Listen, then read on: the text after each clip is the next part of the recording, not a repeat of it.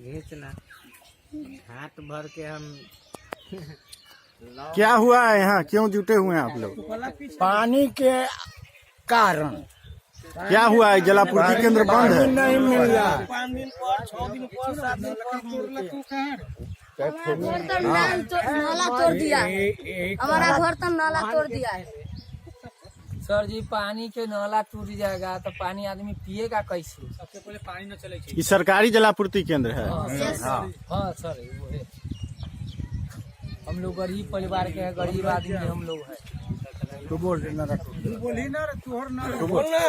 तक पानी चलाने के लिए पापा कहा कि पानी भरना है तो वो नल तोड़ दिया, फिर अपना पैखाना पटा के नल तोड़ दिया है, फिर बंद कर देता है।